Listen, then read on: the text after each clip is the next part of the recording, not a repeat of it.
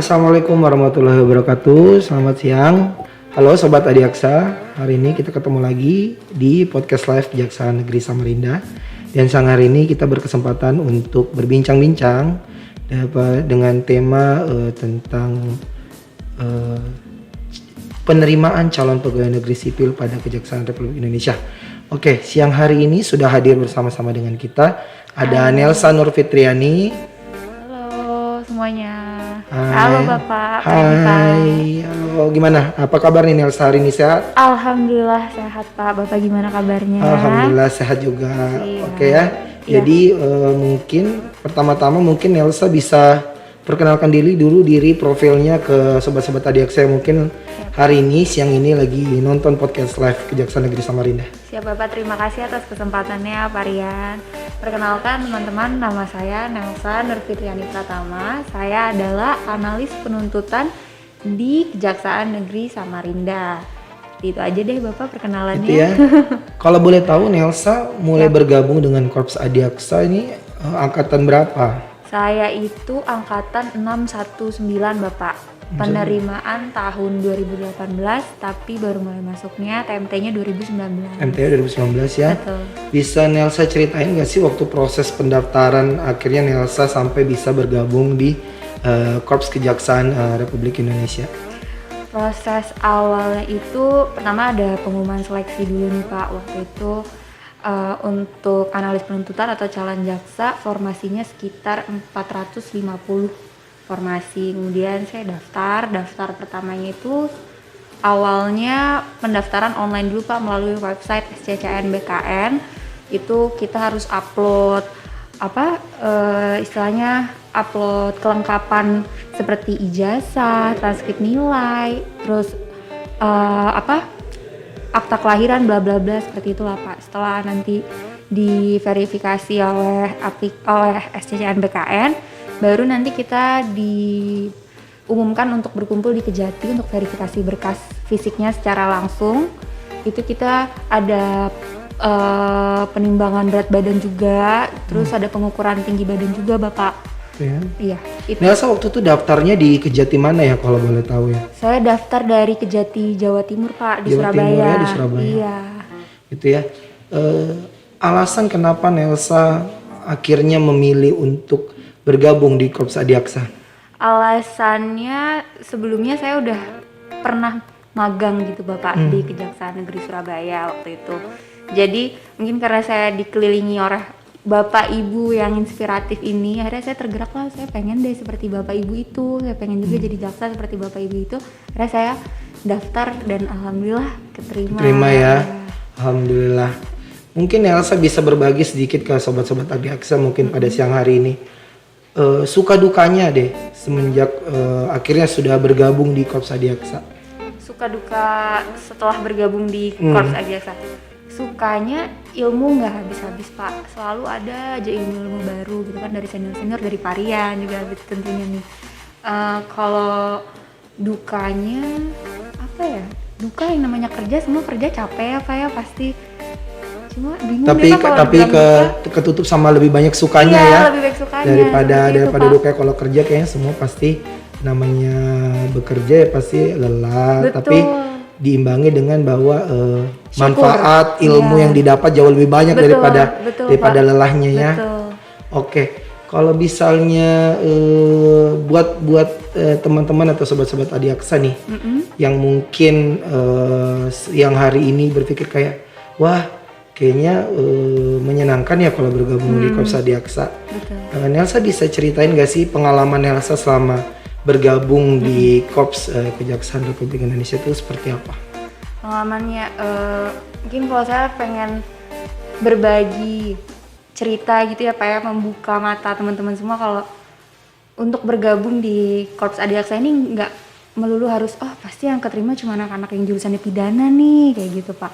Padahal kejaksaan itu banyak bidangnya seperti itu Pak. Bener. Luas banget tempat kita untuk bisa explore diri gitu ya Pak. Itu tuh bisa banget, misalnya aja kayak Parian nih ada basic public speaking gitu kan, kita bisa broadcasting seperti ini. Terus misalnya buat teman-teman yang dulu kuliahnya fokusnya ke perdata bisa gabung menjadi jaksa pengacara negara seperti itu Pak. Jadi untuk berkembang di kejaksaan itu peluangnya besar sekali seperti itu ya, Pak. karena pekerjaan atau bidang di Kejaksaan Republik Indonesia sendiri bukan hanya soal penuntutannya, masih betul, banyak Pak. tupoksi yang lain ya. Iya, Dan betul, kita Pak. bisa lebih eksplor ilmu kita di institusi ini ya. Iya, betul Pak. Nah, kalau sobat-sobat Adiaksa mungkin siang hari ini pengen bergabung nih di keluarga besar Kejaksaan Republik ini nih, Indonesia, Pak. Betul. gitu ya. Iya. Tahun ini kan juga seperti yang sudah kita ketahui bersama ya. Iya. Tahun ini juga Kejaksaan Republik Indonesia juga sedang membuka formasi penerimaan dengan berbagai macam jabatan. Betul. Nah, mungkin Elsa bisa bantu jelaskan ke sobat-sobat Adiaksa yang ingin atau berminat untuk bergabung nih di keluarga besar Kejaksaan Republik Indonesia, gimana caranya? Betul Pak. Ini pengumuman besar banget nih untuk teman-teman yang mau bergabung dengan Korps Adiaksa bahwa tahun ini Kejaksaan Republik Indonesia membuka peluang sebesar 4.148 formasi yang bisa teman-teman ikuti seleksinya. Ini terdiri dari kurang lebih 26 jabatan. Salah satunya yang paling besar adalah formasi calon jaksa atau analis penuntutan, yaitu dibutuhkan sekitar 1.000 formasi. Tapi teman-teman jangan berkecil hati, untuk teman-teman yang di luar dari lulusan sarjana hukum tetap bisa gabung dengan Korps Adiaksa karena ada jabatan-jabatan lain yang bisa kalian isi seperti itu Pak. Gitu ya. Mungkin selain tadi informasi yang sudah dibagikan, di mana sih bisa diakses informasinya berkaitan tentang penerimaan calon pegawai negeri sipil di Korps Kejaksaan Republik Indonesia ini? Ya, siapa? Bisa diakses di website official Kejaksaan RI, bisa juga di Instagram Biropek Kejaksaan Bapak, di situ lengkap.